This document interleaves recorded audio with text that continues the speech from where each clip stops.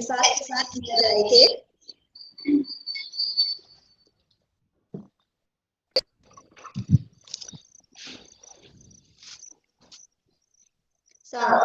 इस वक्त जो है मौजे गुल मौजे सबा मौजे सहर लगती है, मौजे गुल मौजे सबा मौजे सहर लगती है, सर से पा तक वो समा है कि नजर लगती है, लम्हे लम्हे में सिमट आई है गुलाबों की महक, लम्हे लम्हे में सिमट आई है गुलाबों की महक, आज की सुबह तो खुशबू का सफर लगती है, आज की सुबह तो खुशबू का सफर लगती है। सामाइन, लफ्ज और अल्फाज बज़ाहिर मालूम होते हैं, लेकिन जब ऐसे ही अल्फाज शाइस्तगी से अदा किए जाए तो दिल में उतर जाते हैं, इन अल्फाज को सलीके से अदा किया जाए तो दुआ बन जाते हैं, और यही अल्फाज बज़बान उर्दू अदा किया जाए तो सारे जहां के लिए मोहब्बत का पैगाम बन जाते हैं। आज दुनिया में सबसे ज्यादा जरूरत मोहब्बत और इंसानियत की है, और मोहब्बत और इंसानियत को इस पैगाम को सब तक पहुंचाने के लिए, और सिर्फ उर्दू जबान के जरिए ही नहीं बल्कि फारसी और हिंदी जबान के जरिए भी दूसरों तक पहुंचाने के लिए हम सब यहाँ पर इकट्ठा हुए हैं। बात करने का हसीन तौर तरीका सीखा, बात करने का हसीन तौर तरीका सीखा, हमने उर्दू के बहाने सलीका सीखा। हजरत, आप सभी जानते हैं कि किसी भी प्रोग्राम को आगे तक बढ़ाने के लिए एक अध्यक्ष की जरूरत होती है। तो आज के प्रोग्राम के अध्यक्ष के लिए मैं केदार ढोसा सर का नाम पेश करती हूँ।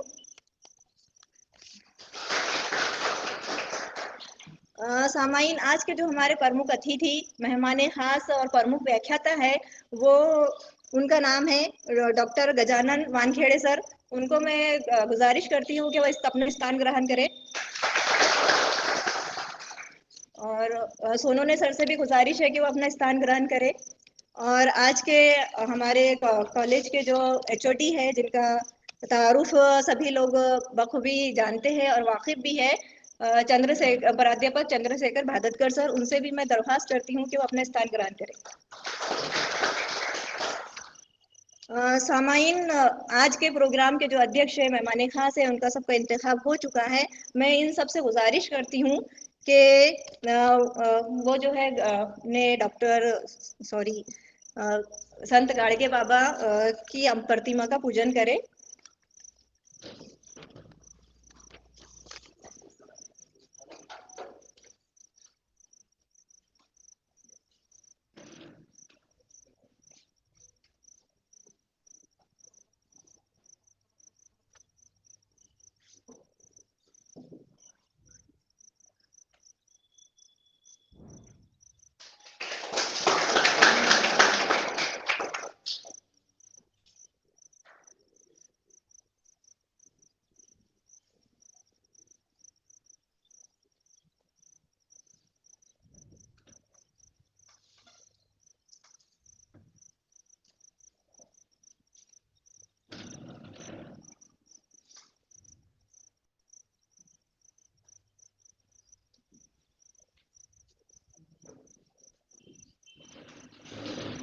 हजरात, जो आज हमारे इस प्रोग्राम में ताजी सर, नजर धने सर सभी यहाँ पर शरीक है, मैं उनका भी तहे दिल से इस्तकबाल करती हूँ, और आप सबका भी इस्तकबाल करती हूँ, और अपने प्रोग्राम की कार्रवाई जो आगे बढ़ाती हूँ। सामाइन, आप सभी जानते हैं कि हम कोई भी काम शुरू करने से पहले कलाम पाक पढ़ते हैं। तो कलाम पाक पढ़ने के लिए अपने आज के प्रोग्राम के अध्यक्ष केदार ढोसा सर की इजाजत से मैं मोहम्मद अरशद सर को आवाज देती हूँ, मोहम्मद अरशद को आवाज देती हूँ कि वो आए और कलाम पाक की तिलावत करे। चलाओ तीर जो बेहतर तेरे कमान में है, चलाओ तीर जो बेहतर तेरी कमान में है, किसी की आंख में जादू तेरी जुबान में है।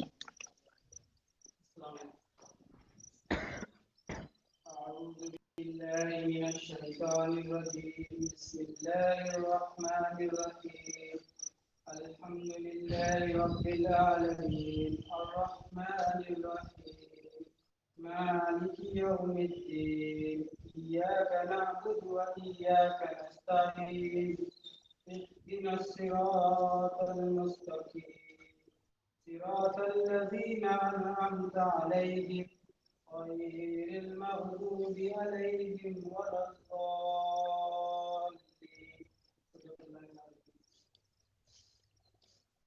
अभी अभी आप कलाम पाक समात फरमा रहे थे। इसके बाद जो है मैं सानिया अंजुम से दरख्वास्त करती हूँ कि वो आए और नाते पाक पेश करे। कौन कहता है दूर रहते हैं, कौन कहता है दूर रहते हैं, बन के आंखों का नूर रहते हैं। क्यों ढूंढते हैं उन्हें मदीना में, क्यों ढूंढते हैं उन्हें मदीना में, हमारे दिलों में तो हुजूर रहते हैं, हमारे दिलों में तो हुजूर रहते हैं।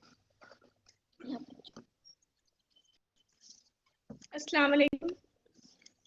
या मेरे अल्लाह, या मेरे अल्लाह, या मेरे अल्लाह, मेरी किस्मत जगाने को खुदा का नाम काफी है।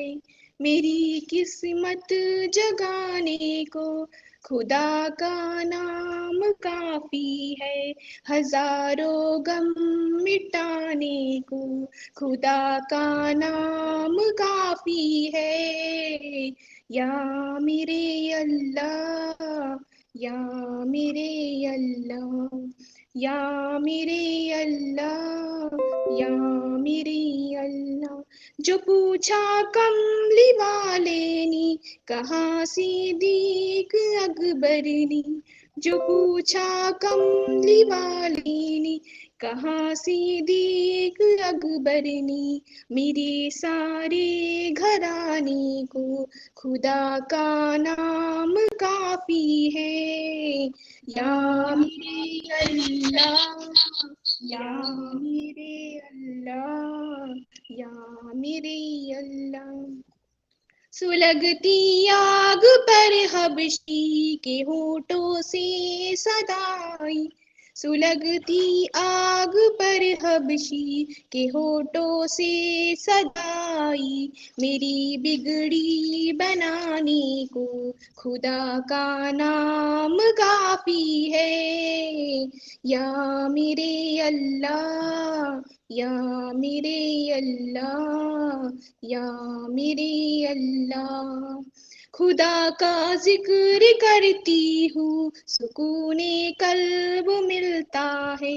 खुदा का जिक्र करती हूँ सुकूने कल्ब मिलता है। खुदा की इस दीवानी को खुदा का नाम काफी है।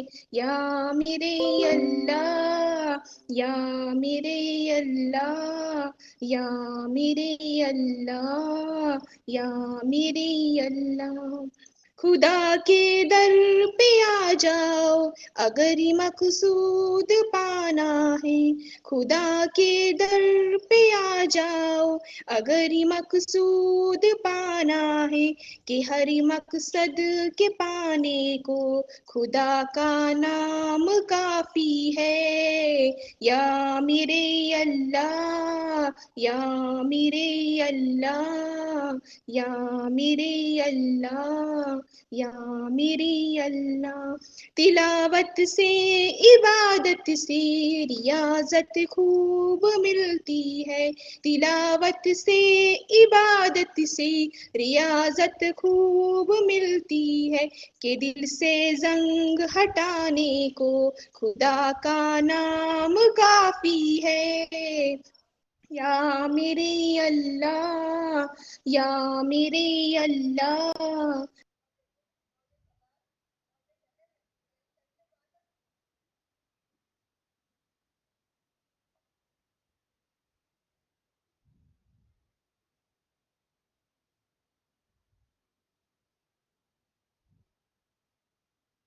कहता है गाली सब लोग कहते हैं, हमें खुदा का नाम काफी है। हाँ हेलो। या रे अल्लाह, या रे अल्लाह। बहुत बहुत शुक्रिया सानिया। अभी आप जो है तो नाते पाक समात फरमा रहे थे। अब चूंकि हमारे दरमियान मेहमान खास भी है और सदर भी है, सभी मेहमान यहाँ पर मौजूद है और इनका इस्तकबाल की बारी है। तो इनका इस्तकबाल आइए हम शुरू करते हैं। तुम आ गए हो तो चांदनी सी बातें हो, तुम आ गए हो तो चांदनी सी बातें हो, जमीन पर चांद कहाँ रोज रोज उतरता है। तो मैं केदार ठोसर सर से गुजारिश करती हूँ कि अब तुम्हारी वो अपना वानखेड़े सर का इस्तकबाल करे। तुम्हारी स्क्रीन आ गई अब। ऑब्वियस रुक गया सर वो। वो जो ऑनलाइन स्ट्रीम जो है ना, हाँ वो रुक गई। अभी रिकॉर्डिंग चालू है उसकी। हाँ रिकॉर्डिंग चालू है पूरी की पूरी। हाँ मगर वो ऑनलाइन जो स्ट्रीम थी, नहीं ऑनलाइन जो स्ट्रीम जो थी यूट्यूब की, उस पे प्रॉब्लम देखो तुम। तो कनेक्शन लॉस हो गया है सर उसका। हाँ हाँ कनेक्शन टूट जा रहा है उसका।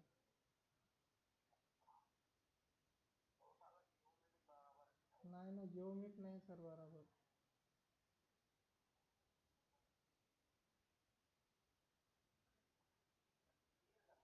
हाँ ठीक है, रिकॉर्डिंग चालू है सर आपकी आज के प्रोग्राम की।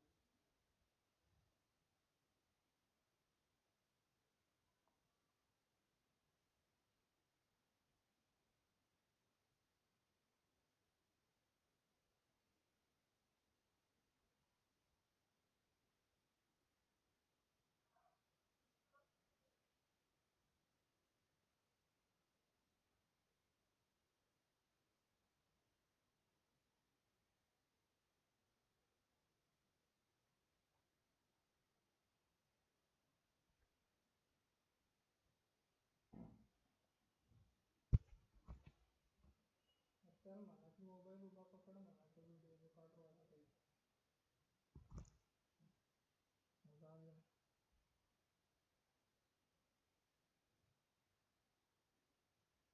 कळलं का? हा होगा जाऊ दे.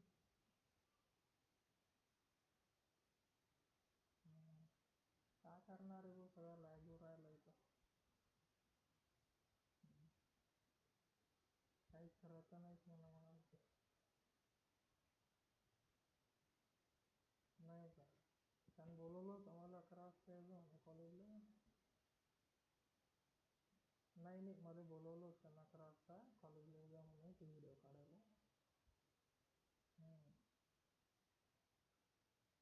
नाही नाही ते कॉलेजचा व्हिडिओ काढणं होता, याचा नाही कार्यक्रमाचा. जाऊ दे येतो मी थोड्या वेळात. काय तुम्हाला काय चाललंय का? सायन्सचं कोणी येलं अजून? सायन्सचं आलेलं आहे का कोणी अजून? हा ना आलत्या का बाया सायमा राहिले. बरं ठीक है मग जाऊ दे. जाऊ दे. प्रोग्राम को आगे बढ़ाते हैं। मैं सोनू ने सर से रिक्वेस्ट करती हूँ कि वो आए और आज के प्रोग्राम की प्रस्ताविका पेश करें। वक्त की धूप हमें न जज्ब कर पाएगी, वक्त की धूप हमें न जज्ब कर पाएगी। हम वो जर्रे हैं जो सूरज को निगल जाएगी। सोनू ने सर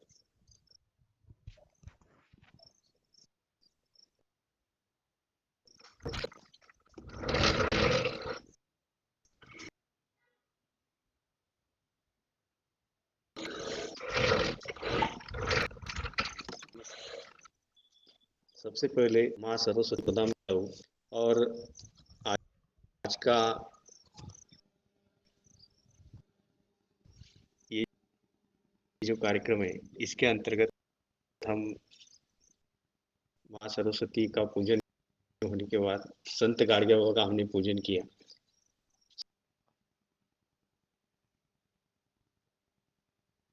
संत गाडगे बाबा ने जिन्होंने हमारे यहाँ पर शिक्षा और स्वच्छता इन दोनों को महत्वपूर्ण स्थान दिया। ऐसे हमें इनके विचारों को मैं नतमस्तक होता हूँ। और आज का हम लोग शुरू कर रहे हैं उस कार्य के मुख्य हमारे मॉडल संचालक डॉक्टर केदार ठोसर सर जी, इन्होंने अपना स्थान ग्रहण किया, उसके लिए शुक्रिया। उसके बाद हमारे कार्यक्रम के प्रमुख अतिथि, हम जो ये कार्यक्रम कर रहे हैं ये प्रमुख व्याख्यान माला में होगा, तो इसके प्रमुख अतिथि वो डॉक्टर वानखेड़े सर जी, उनको भी मैं कहता हूँ कि उनका स्थान उन्होंने, और उसके बाद हमारे जो है विभाग प्रमुख माननीय चंद्रशेखर जी, इनको भी मैं कहूँगा कि, और आज ये सबसे महत्वपूर्ण बात ये है कि ये एक ऐसा सहयोग है कि 3 भाषाओं का मेल यहाँ पर हम एकत्रित हो रहे हैं, जिसमें देखिए कि हम हिंदी, उर्दू और फारसी ये मंडल की घोषणा एवं प्रमुख अतिथि व्याख्यान हम आज ले रहे हैं। इसमें देखिए सबसे महत्वपूर्ण बात यह है कि भाषा के बिना आदमी अधूरा है। जब तक भाषा नहीं तब तक हमारी और आपकी कोई पहचान नहीं, और भाषा ही वो है, वो एक दूसरे दिलों को जोड़ती है। मतलब हम कह सकते हैं कि यहाँ पर प्रेम पूर्ण रहने के कार्य ये भाषा करती है। और हमारे इसमें कि उन्होंने भाषा को ही महत्वपूर्ण स्थान दिया। यहाँ पर देखिए महात्मा गांधी को हम याद करें,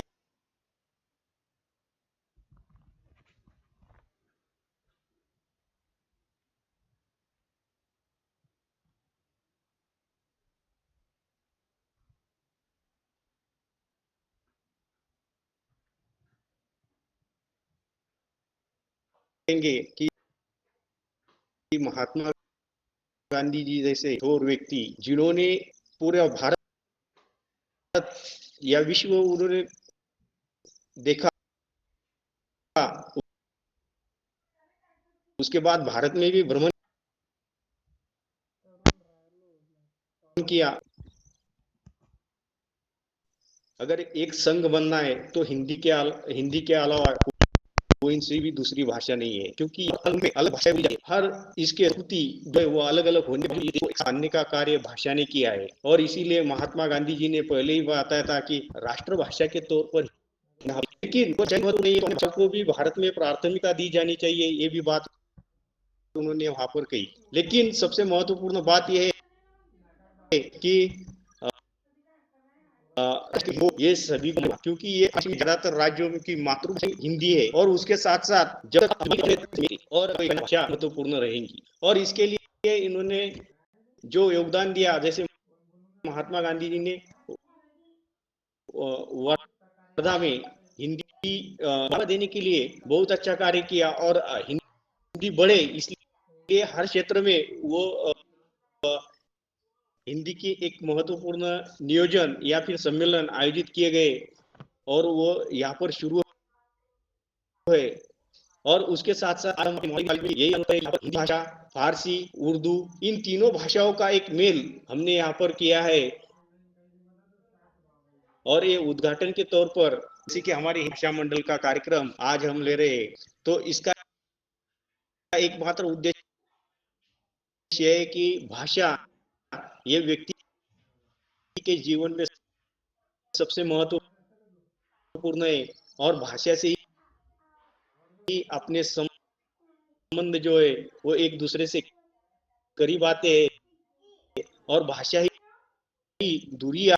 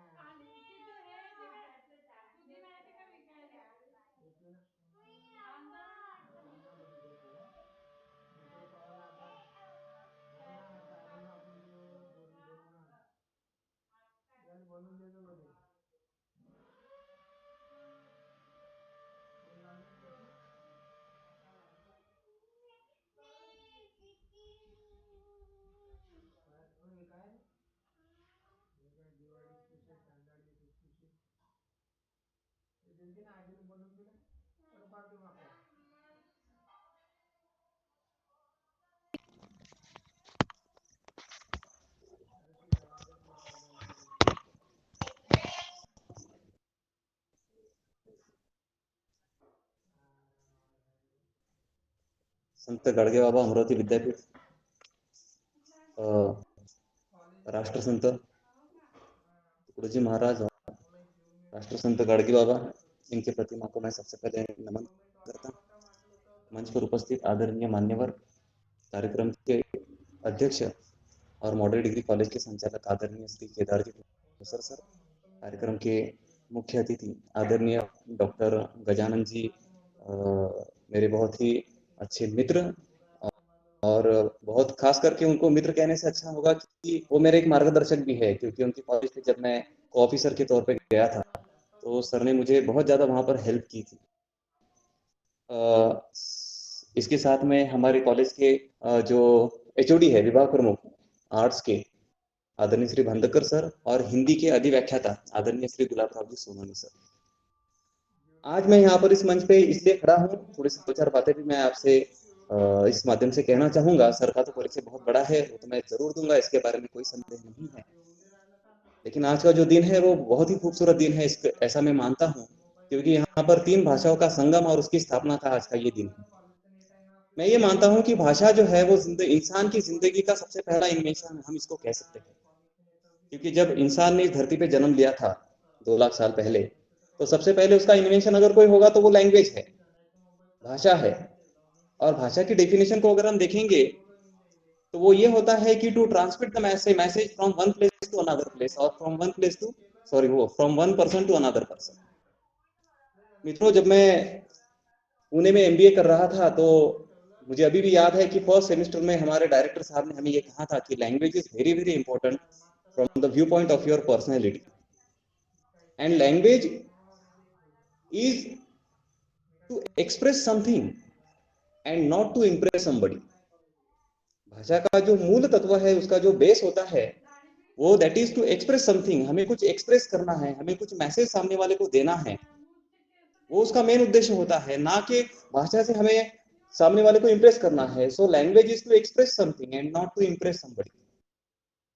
और खास और एक बात मैं आपको यहाँ पर बताना चाहता हूँ कि भाषा चाहे हिंदी हो, मराठी हो, उर्दू हो, फारसी हो, कोई भी भाषा हो, भाषा को रिलीजन के साथ में नहीं जोड़ा जा सकता है, या तो भाषा का जो बेस है वो रिलीजन नहीं हो सकता। तो भाषा रिलीजन पे डिपेंड नहीं होते हैं। बहुत सारे लोगों का ये कंफ्यूजन होता है कि उर्दू का मतलब होता है मुस्लिम समुदाय। नो, भाषा का जो बेस होता है वो रिलीजन नहीं होता है, भाषा का बेस रीजन होता है। क्योंकि अगर भाषा का बेस रिलीजन होता तो बांग्लादेश की भाषा बंगाली नहीं होती थी, उर्दू होती थी। हालांकि बांग्लादेश एक मुस्लिम कंट्री है, लेकिन फिर भी वहां की राज्य भाषा या उनकी राष्ट्रभाषा उर्दू नहीं है, वो बंगाली है। So language is not dependent upon the religion. Language is dependent upon the region. So this is one of the. So I would like to make this confusion clear. दूसरी बात ये भी मैं कहना चाहता हूँ कि कोई भी भाषा जब हम बात करते हैं तो मेरा पर्सनली ये मानना है कि कोई भी भाषा अशुद्ध नहीं होती है। भाषा जो होती है उसको बोलने का अंदाज कैसे होता है। कई सारे लोग कहते हैं कि इसकी हिंदी अशुद्ध है या अशुद्ध है। तो लैंग्वेज या भाषा कभी भी अशुद्ध नहीं होती है। भाषा ये रीजन के ऊपर डिपेंड होती है। हर रीजन में अलग अलग प्रकार की हिंदी, अलग अलग प्रकार की मराठी, अलग अलग प्रकार की उर्दू बोली जाती है। जैसे कि जो उर्दू पाकिस्तान में बोली जाती है वो कश्मीर में नहीं बोली जाती, कश्मीर में बोली जाती है वो महाराष्ट्र में नहीं बोली जाती। तो जो भी होता है, राइट, तो डिपेंड करता है अपने रीजन के ऊपर कि लैंग्वेज कैसी होती है। और लैंग्वेज जो होती है मित्रों, उसका शुद्ध और अशुद्ध रूप, लैंग्वेज कभी भी अशुद्ध नहीं होती है। वो अशुद्ध तब होती है जब हम उसके अंदर बात करते समय गलत शब्दों का इस्तेमाल करते हैं। ठीक है, मैं अपना ये भाषण जो है, मुझे 2-3 पॉइंट यहाँ पर बोलने का मौका मिला, इसलिए मैंने ये अपने 2-3 पॉइंट रखे। मैं आप लोगों का, खास करके मान्यवर लोगों का ज्यादा समय यहाँ पर नहीं लूंगा। मैं यहाँ पर वानखड़े सर परिचय करने के लिए यहाँ पर खड़ा हूँ। डॉक्टर गजानन जी वानखड़े, ये बहुत बड़ी हस्ती आज हमारे कॉलेज में आई है। आप सब लोग उसके बारे में मार्गदर्शन तो करेंगे। सर का परिचय देना मतलब सर खुद ही अपना एक परिचय है। सर राजीव छत्रपति कॉलेज में सीनियर प्रोफेसर है, और सर जो होते हैं, सर उनके कई सारी किताबें भी प्रकाशित है। 2 किताबें जो है बहुत ही मशहूर है। उसमें से एक किताब सर की संत गाडगे बाबा अमरावती विद्यापीठ के बीए सेकेंड ईयर को सिलेबस में है, और इसलिए सर के अगर हम यहाँ पर सर के बारे में अगर हम जानते हैं, और जिस इंसान की किताब आपके सिलेबस में हो, जो इंसान उस किताब का लेखक हो, जिस किताब से आप लोग पढ़ते हैं, हालांकि मैं तो कॉमर्स से आता हूँ, राइट, तो जिस इंसान की किताब आपकी सिलेबस पर लगी हुई है, जिस इंसान की किताब से आप लोग पढ़ते हो, आगे बढ़ रहे हो, वो इंसान आज यहाँ पर हमारे बीच में मौजूद है, हमें मार्गदर्शन कर रहे हैं। इसके लिए मैं सर आपका मॉडल डिग्री कॉलेज में यहाँ पर स्वागत करता हूँ, वेलकम करता हूँ। इसके साथ में सर को कई सारे पुरस्कारों से नवाजा गया है। सर को महात्मा फुले राष्ट्रीय पुरस्कार से भी नवाजा गया है। ऐसा अगर सर के बारे में परिचय दूंगा तो वो काफी ज्यादा मेरा लंबा चौड़ा भाषण हो जाएगा। आप सब लोगों का और मान्यवरों का ज्यादा समय न लेते हुए मैं अपने शब्दों को यहाँ पर विराम देता हूँ और डायस जो है मैडम के पास हैंड ओवर करता हूँ। Thank you.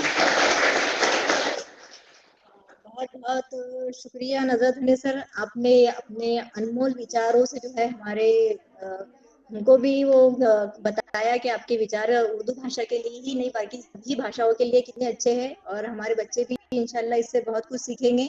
वो सिर्फ एक ही भाषा को सीखने की कोशिश नहीं करेंगे, बाकी दूसरी भाषाओं को भी सीखने की पूरी कोशिश करेंगे। जिस तिथि के लिए या जिस कार्य के लिए यहाँ पर सब लोग इकट्ठा हुए हैं, यानी कार्यकारिणी मंडल का जो घोषणा है, तो हम क्यों ना उसके उस की कटिंग, हाँ, तो जो बोर्ड है तो उसका उद्घाटन के लिए मैं मान्यवरों से दरखास्त करती हूँ कि वो आए और कार्यकारिणी मंडल की घोषणा करें।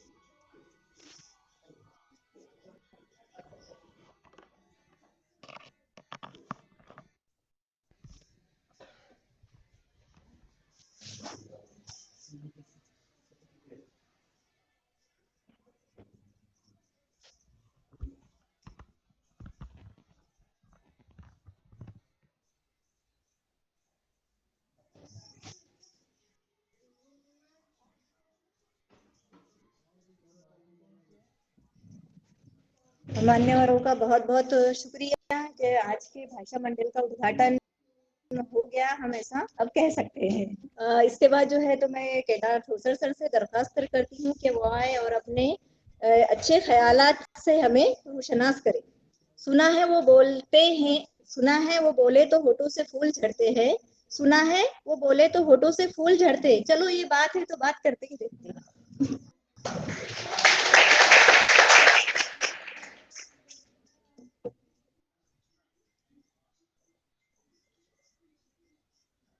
वैराग्य मूर्ति संत गाडगे बाबा को के चरणों में पहले नमन करता हूं।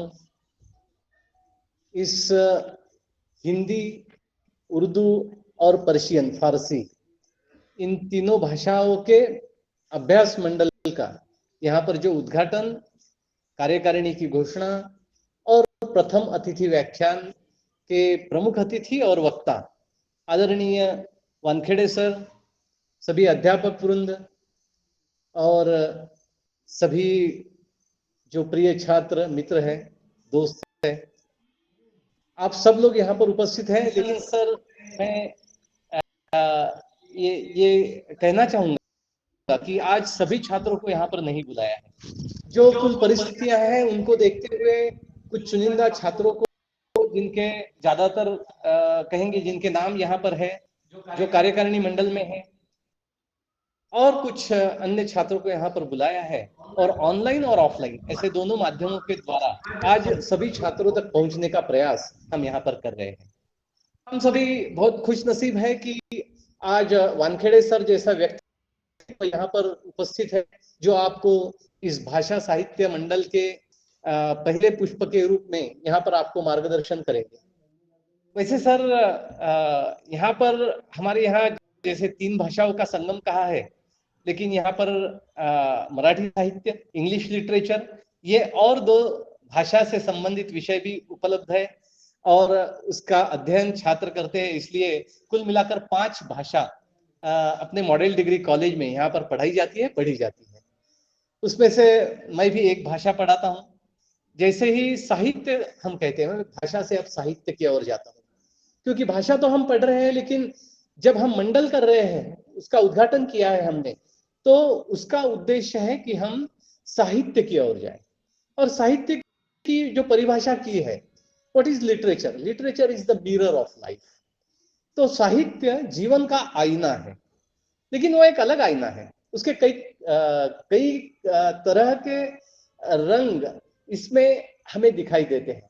जैसे आईना तो जो हम सामने खड़े रहते हैं उसी को दिखाई देता है, लेकिन साहित्य हमारे मन के विचारों की और हमारे मन में जो कई बातें आती हैं, जो हम लोगों के सामने रखने का प्रयास करते हैं, वो कई छटाएं, नव रंग, नव रस, वो सबके सामने अलग अलग समय पर अलग अलग उसके रंग सबके सामने रखता है। तो साहित्य एक तरह से जादुई आईना है, ऐसा भी हम कह सकते हैं। जैसे मैंने जिस साहित्यिक के बारे में पढ़ा है, और जो मेरा पीएचडी का भी विषय था, आप लोगों ने जैसे सुना कि सर ने 2004 में अपनी आचार्य पदवी यहाँ पर ग्रहण की है या उन्होंने पूरी की है। तो वैसे आचार्य पदवी के समय कुसुमाग्रज जो विवाह शिरवाडकर जिनको कहते हैं, तो उनके साहित्य का अभ्यास जो मैंने किया, उन्होंने कहा है साहित्य समाज में परिवर्तन लाता है। तो परिवर्तन लाने के लिए साहित्य नहीं है, उसका उद्देश्य, मूल उद्देश्य यह नहीं है। लेकिन जब साहित्य लिखा जाता है तो समाज में जो वातावरण होता है उसका एक स्वाभाविक परिणाम साहित्य पर होता है, और उसमें से एक वातावरण ऐसे बनता है जिससे क्रांति हो सकती है, जिससे परिवर्तन हो सकता है। तो साहित्य ऐसे कई तरह के काम करता है और उस माध्यम से मनुष्य जीवन को समृद्ध करने का, उसके मन को एक तरह के शांति देने का काम भी करता है। एक कैथारसिस नाम की कल्पना एक क्रिटिसिज्म में, इंग्लिश क्रिटिसिज्म में है। एरिस्टोटल जो तत्ववेत्ता थे और भाषाविद थे, उन्होंने उसको कहा है परगेशन ऑफ एक्सेस इमोशंस। हमारे मन में जो ज्यादा की भावनाएं होती है, जिनकी आवश्यकता हमें नहीं है, अनावश्यक भावनाएं होती है, उनको हमारे हृदय से निकालने का काम भी साहित्य करता है। तो यह काम भी साहित्य जब करता है, तो यह सब काम साहित्य ने करने चाहिए। इसलिए यहाँ पर सभी भाषाओं के मंडल होते हैं। पिछले वर्ष हमने तय किया कि हिंदी, उर्दू और पर्शियन, फारसी, इन तीनों का मिलकर हम मंडल करेंगे, जिससे कई अच्छी गतिविधियां यहाँ पर हम कर सकेंगे। और पिछले वर्ष सर यहाँ पर फिरदौस मैम जो यहाँ पर सूत्र संचालन कर रही है, मेहनत करके छात्रों से, वैसे तो पूरे डिपार्टमेंट का वो काम है, लेकिन वो उसमें अग्रसर होकर एक अच्छा सा किताब यहाँ पर निकलता है, हस्तलिखित निकलता है। तो छात्रों के जो कुछ उनमें सुप्त हम में कहते हैं, तो उन्हें बाहर निकालने के लिए, उनके विकास के लिए यहाँ पर अध्यापक प्रयास करते हैं। अभी इस वर्ष वो शायद हम जनवरी फरवरी में उसका प्रकाशन कर पाएंगे, लेकिन हर साल ऐसे निकलेगा, ऐसे मैम ने कहा है। तो ऐसे कई कार्यक्रम यहाँ पर होते हैं भाषाओं के संदर्भ में। और इस वर्ष भी हमने तय किया, चाहे कोरोना हो, चाहे परिस्थितियां प्रतिकूल हो, लेकिन मनुष्य का जो स्वभाव होता है कि वह परिस्थिति का सामना करते हुए उस पर विजय प्राप्त करता है, इसीलिए वो इस पृथ्वी पर जिंदा है। तो यह जो स्वभाव हमारा है, जिसे हम विजिगीषु वृत्ति कहते हैं, वह कायम रहे, इसलिए हमने ये कार्यक्रम आगे रखे हैं। और इस साल भर, वर्ष भर जो भी परिस्थितियां हो, हम उसमें हमने आगे जाने का निश्चय किया है। और इसीलिए सर ये कार्यक्रम हम यहाँ पर कर रहे हैं।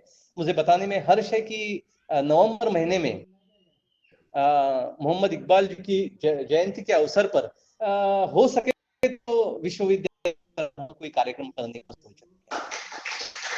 तो कई तरह के साहित्य में जो बातें कही जाती है वो इस के माध्यम से हमारा प्रयास है।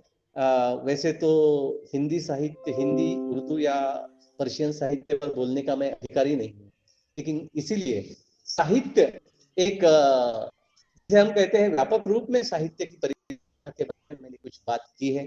वैसे मुख्य वक्ता हमारे आज के वानखेड़े सर है, उनको आप सुनिए। कुछ कार्यालयीन कामों की व्यस्तता के कारण आज मैं यहाँ पर पूरे समय उपस्थित नहीं रह पाऊंगा, इसलिए मैं एक क्षमा प्रार्थी हूँ, क्योंकि मैं भी सुनना चाहता था कि आज के वक्ता आपको जो मार्गदर्शन करेंगे उसका लाभ मैं ले सकता था, लेकिन अन्य कामों के कारण मैं यहाँ पर रुक नहीं पाऊंगा। मैं आप सभी को इस प्रथम अतिथि व्याख्यान और मंडल की जो कार्यकारिणी हुई है सभी को शुभकामनाएं देता हूं कि आप इस वर्ष और अधिक अच्छे कार्यक्रम करें। आप अच्छे कार्यक्रम कर रहे हैं और अधिक अच्छे कार्यक्रम करें, तो जिनका हो ज्यादा छात्रों तक हम कैसे पहुंच सके, केवल हमारे कॉलेज के नहीं तो हमारे जिले में, हमारे विश्वविद्यालय में हम ज्यादा से ज्यादा छात्रों को इसका लाभ कैसे दे सकते हैं, इस दृष्टि से आप सभी काम करें। इसलिए मैं आपको देता हूँ, बधाई देता हूँ और मेरे वाणी देता हूँ। बहुत बहुत शुक्रिया सर, जो आपके इतने अनमोल ख्यालात से हम रोशनास हुए। इसके साथ सर हमारे कुछ बच्चे हैं जो उर्दू के ताल्लुक से बोलना चाहते हैं, तो मैं सकीना को आवाज देती हूँ कि वो आए और अपने ख्यालात का इजहार करे।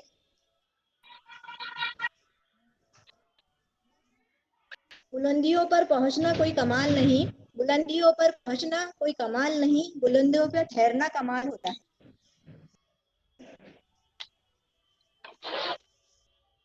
अस्सलाम वालेकुम। वो करे बात तो हर लफ्ज से खुशबू आए, वो करे बात तो हर लफ्ज से खुशबू आए, ऐसी बोली वही बोले जिसे उर्दू आए। वो इत्रदान सा लहजा मेरे बुजुर्गों का, वो इत्रदान सा लहजा मेरे बुजुर्गों का, रची बसी हुई उर्दू जबान की खुशबू है। बचपन ने हमें दी है ये शेरे नए गुफ्तार, बचपन ने हमें दी है ये शेरे नए गुफ्तार, उर्दू नहीं है हम माँ की जबान बोल रहे हैं। शहदो शक्ल से शेरे उर्दू ज़बां हमारी, शहदो शक्ल से शेरे उर्दू ज़बां हमारी, होती है जिसकी बोली मीठी ज़बां हमारी। सलीके से हवाओं में जो खुशबू घोल सकते हैं, सलीके से हवाओं में जो खुशबू घोल सकते हैं, अभी कुछ लोग बाकी हैं जो उर्दू बोल सकते हैं। उर्दू है जिसका नाम हमें जानते हैं दाग, उर्दू है जिसका नाम हमें जानते हैं दाग, सारी जहां में धूम हमारी जबान की है। बात करने का हंसी तौर तरीका सीखा, बात करने का हंसी तौर तरीका सीखा, हमने उर्दू के बहाने से सलीका सीखा। बादे नफरत फिर मोहब्बत को ज़बा दरकार है, बादे नफरत फिर मोहब्बत को ज़बा दरकार है, फिर अजीज जा वही उर्दू ज़बा होने लगी। Thank you.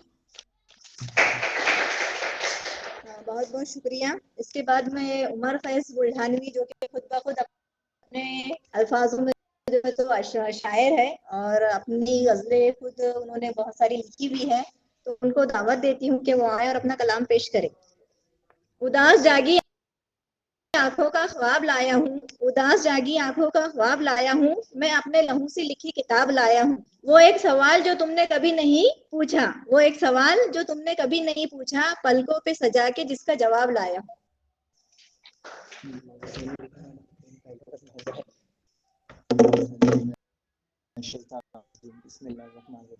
अस्सलामुअलैकुम रहमतुल्लाहि व बरकातुहू।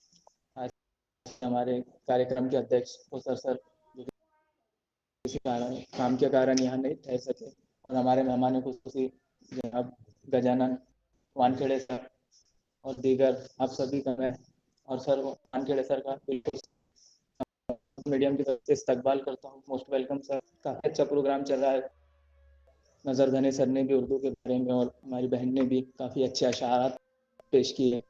उनका कहना था कि सलीके से हवाओं में वो खुशबू घोल सकते हैं, अभी कुछ लोग जिंदा है जो उर्दू बोल सकते हैं। सर, उर्दू एक ऐसी जबान है जिसके बारे में किसी ने कहा था कि रोशनी दीवारों दर में आ गई है, जब से उर्दू मेरे घर में आ गई है।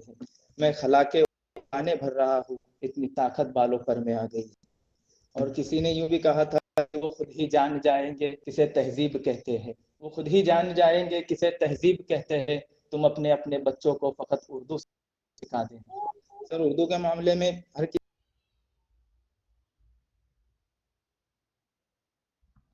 किसी ने कहा हिसाब से हुआ, मैं अपनी जगह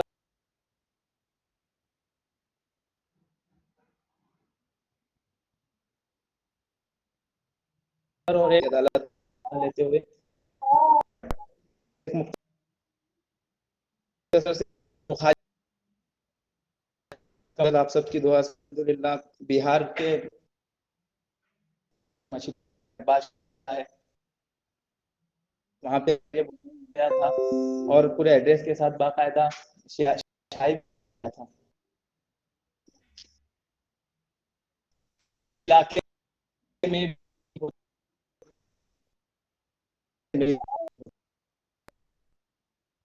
मुखालिफ होती मेरे दुश्मन ही उतने ही करने मेरे करूँ मैं क्या। चंद ही शेर आता है कि तुम्हें कैसे तुमसे रहा है, अमूमन इस तरह के शेर कम कहता हूँ।